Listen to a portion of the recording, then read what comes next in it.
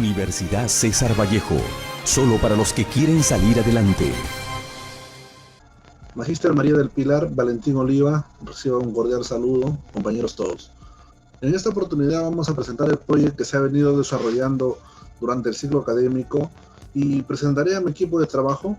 Está Guamán Serrano Adrián, Wiman Regifo María de Jesús, Lina Molina Edward, Umanrumi Antayaca Sebastián, Quispe Cárdenas Kelly, Rojas San Juan Luis, Tupa Yupanqui Navarro Yadira, Valderrama Alcántara Wilmer.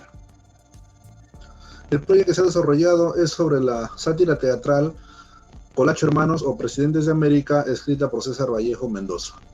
En este proyecto los objetivos que se ha trazado, como objetivo general tenemos definir los aspectos relevantes en la vida de César Vallejo y como objetivo específico tenemos elaborar un documental sobre la obra teatral o sátira teatral Colacho Hermanos para su difusión a través de las redes sociales. También fijamos una meta que es difundir el documental Colacho Hermanos de César Vallejo a través de las redes sociales, evidenciándose mediante el acopio de por lo menos 50 comentarios.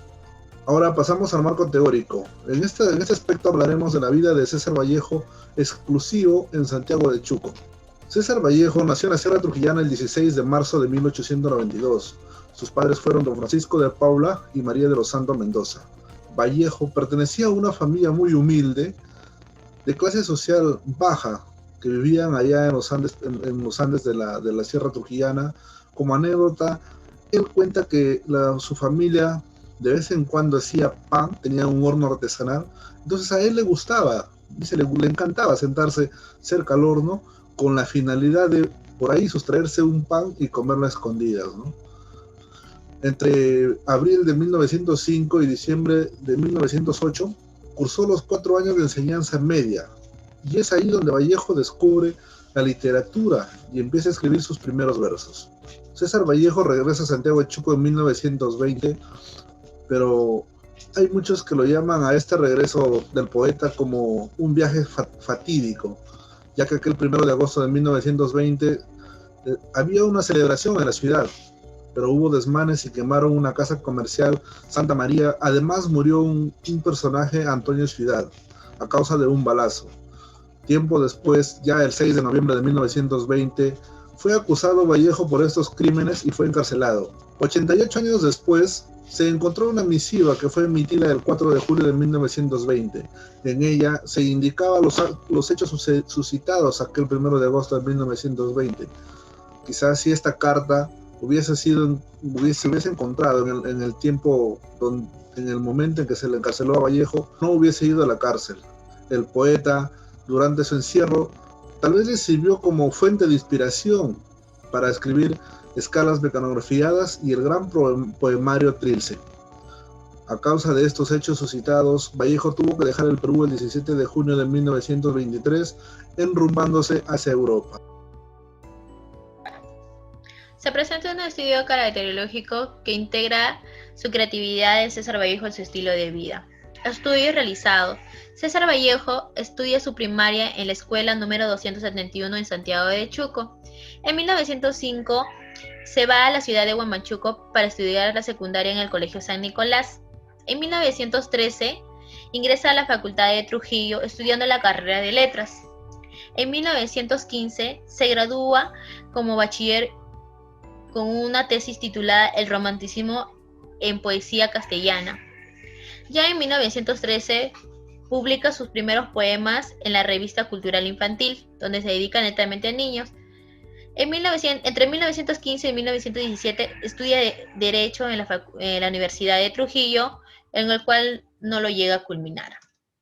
César Vallejo, a pesar de su precaria situación económica, fue persistente para obtener un nivel académico profesional y formación intelectual.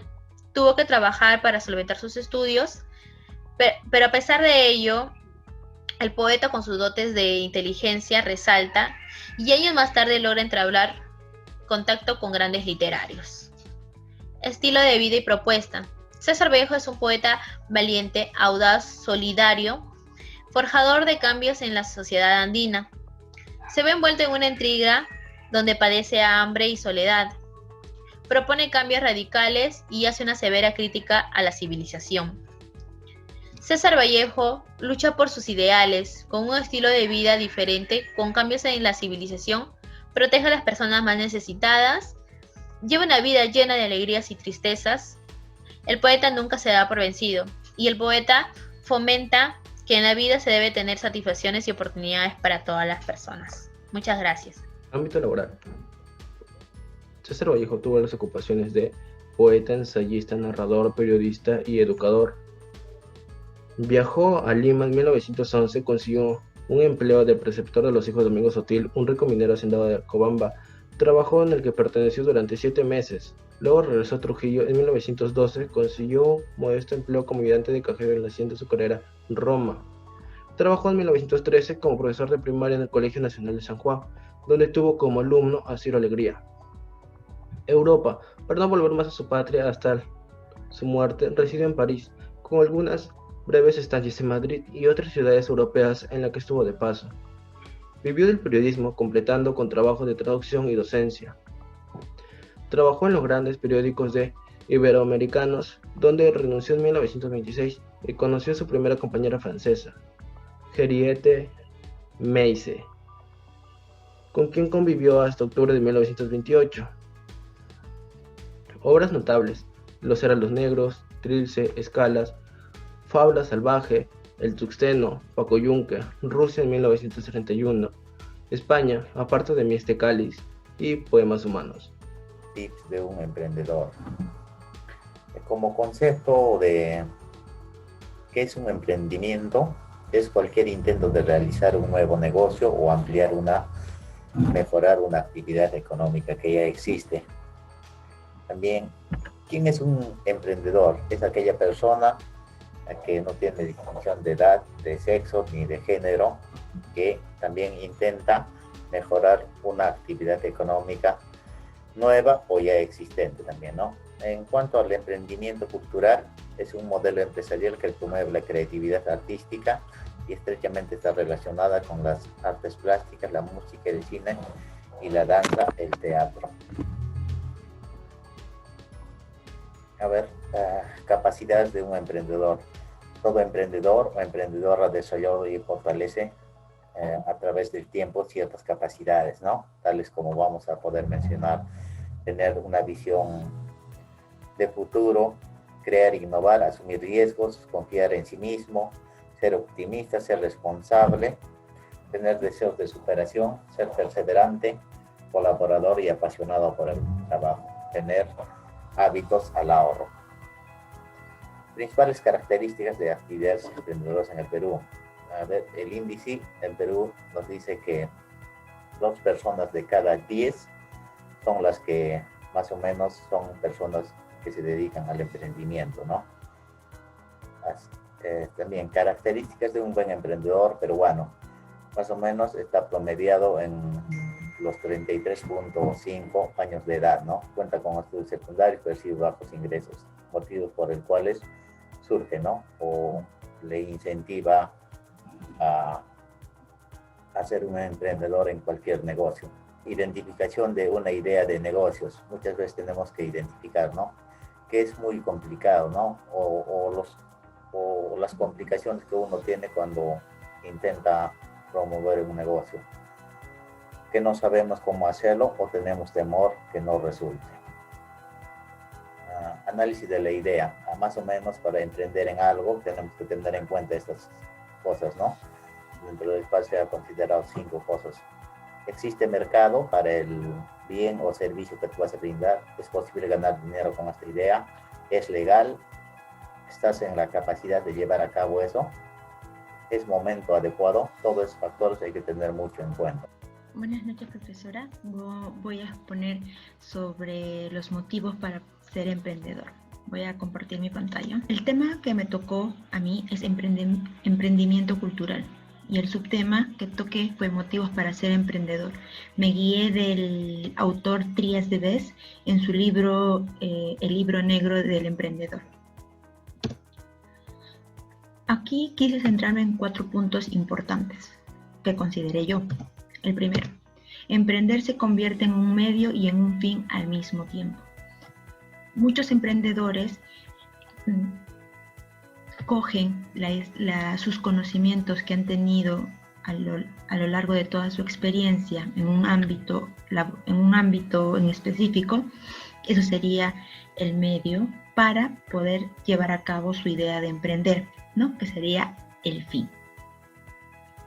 Continuamos con el segundo punto, que es: puede pensarse que el emprendedor quiera ganar dinero, pero el verdadero emprendedor va más allá de todo eso. Quiere decir, para explicar esto voy a citar a un autor que es Auster, que él da un ejemplo, ¿no? Por ejemplo, un literato que estudió literatura y le gusta escribir poemas. Él no se visualiza no haciendo otra cosa que no sea escribir poemas o hacer literatura, simplemente no se visualiza. Entonces, una característica del emprendedor es que no se visualiza haciendo otra cosa en lo que tiene experiencia. El amor a la incertidumbre. Muchas personas creen que el emprender es fácil, que vas a ganar mucho dinero, lo cual no es así. Tries Bebés nos explica que debemos tener, o el emprendedor debe tener, el amor a la incertidumbre, porque un trabajador sabe que todos los meses él va a recibir su sueldo, ¿no? Porque le pagan por trabajar. Pero el emprendedor, el dueño, no sabe si va a llegar a cubrir la planilla. Los va a tener que hacer, pero simplemente no sabe los medios que va a tener que utilizar, ¿no? Entonces va a vivir en una incertidumbre, pero ese es el motor y la gasolina del emprendedor. Por último, los emprendedores deben cuestionarse en qué sector emprender. La mayoría de veces deciden emprender por una idea perecedera. Muchos de los emprendedores tienen una idea que está de moda, ¿no? En mi cuarto punto, se debe decir que el emprendedor debe cuestionarse en qué sector emprender. Mi tema a tratar es la definición del documental. Al hacer un documental, estamos creando una herramienta de investigación en la que se presenta una situación o evento actual desde la perspectiva del director y que en futuras generaciones puede usarse como un documento para informarnos de eventos pasados. El documental explora personas y situaciones reales. El documental es una representación de la realidad. Entendemos por representación a la producción del significado a través del lenguaje. Dentro de ello, también podemos rescatar que el cine documental ha venido a formar parte de los archivos del pasado, gracias a la intervención de los hermanos Lumière en 1985. Gracias a ello, fue posible tener una representación más fiel de cada época, debido a la facilidad y a lo liviano del cine, que era posible trasladarnos de una ciudad a otra y hacer proyecciones en cada una de estas ciudades. La mayor parte de sus proyecciones eran escenas de la vida cotidiana de diferentes ciudades. Como manera de comentario, tenemos que el documental, en general, puede ser tanto una película cinematográfica como un programa televisivo que utiliza principalmente el mundo real como referencia, con el fin de que el público comprenda su entorno. Este puede mostrar la vida de las personas tal y como es, y en ocasiones los testimonios de las personas se unen a la realidad contada. Ahora hablaremos sobre los elementos narrativos del documental. El documental es el ojo a través del cual vemos representada una realidad. Bussy le llama el ojo mecánico, porque, a diferencia de nuestro sentido de la vista, el ojo mecánico tiene la capacidad de recordar lo que nuestros ojos no podrían hacer con tanta exactitud. Elementos narrativos que utilizan los medios audiovisuales para representar o relatar sucesos. Como manera de conclusión, concretamos que el documental puede ser tanto una película cinematográfica como un programa televisivo. Aquello utiliza especialmente el mundo real como referencia, con el propósito de que el público perciba su entorno. En concreto, el documental televisivo muestra los conocimientos o la vida de las personas tal y como son. Para poder hacer un buen documental, se recomienda que se debe seleccionar una buena historia que sea adecuada para uno mismo. Vamos a hablar sobre las recomendaciones para realizar este documental. El documental representa a la realidad y permite la reproducción a través del lenguaje. Además, el lenguaje es un medio audiovisual donde se manifiesta la realidad del director. De otra manera, nunca podrá ser objetiva desde el momento que se instala las cámaras, en las posiciones desde el punto de vista de uno mismo. Las cámaras es el centro que permite visualizar de manera que se representa la interpretación a la realidad. Por ello, un documental es el objetivo que para todo tipo de negociaciones en la realidad, por una parte de imagen e interpretación y de otra manera, realizar este documental. El comentario de este documental queda claro que este documental es un elemento fundamental que permite conocer y ver la realidad y la sociedad. Por ello nos permite recrear, imaginar todas las acciones de los hechos y sucesos que el director puede hablar y necesita para impulsar su propuesta, para realizar su contenido basado a la información y recogida de sus criterios personales. Muchas gracias. Profesora, compañeros, tengan ustedes muy buenas noches. El tema a exponer titula Colacho Hermanos en el Poder Político. El proceso económico de los hermanos Colacho se observa su acceso como dirigente político, que si bien está asignada por el original temor de Mordel, consciente de sus orígenes socio-racionales y económicos. Las fases para llegar a ocupar los distintos cargos políticos son plasmados por César Vallejo, basados a lo que estaba pasando en la política en aquellos tiempos. Vemos que la política de nuestro Perú ya no es novedad que sea tal como es ahora, dado que nunca se han creado métodos originales que conlleven a un bien para nuestra sociedad peruana. Solo se copian métodos de otros países, que si bien funcionan en ellos, pero en nuestro país no da resultados positivos, dado a que nuestra sociedad es distinta en cultura a otros países. Colacho Hermanos llegó a la presidencia entre críticas y en un gobierno inestable. En la actualidad sucede lo mismo, ya que el presidente que llega a asumir el cargo o mandato se llena de críticas e incluso pasan procesos de investigación por actos de corrupción que les puede llevar a terminar en la prisión. La minería en el Perú. El Perú destaca principalmente por la cantidad de minerales que posee. En la época de la antigüedad, los pobladores que tenían sus tierras con minerales eran repartidas entre sus propietarios y ellos tenían el acceso de venderlas o heredar, incluso donarlas, pero voluntariamente. La minería se caracteriza por proponer muchos empleos de trabajo, lo cual nos conduce a poder afirmar de pleno derecho que es indispensable ir en contra de la minería peruana, ya que con ello es que se promueve la economía peruana, que no solo incentiva, sino que ha generado y genera el creciente inversión extranjera en zonas aún no exploradas o en pleno proceso de exploración al interior de nuestro Perú. Comentario. El desarrollo de la minería es un factor de primera fuente de ingreso en la economía peruana, que si bien es cierto, podemos decir que es contaminante para nuestro medio ambiente. La contaminación se da en la minería ilegal, pero gracias al Estado hoy en día ya se está formalizando las distintas minerías que existen en el Perú.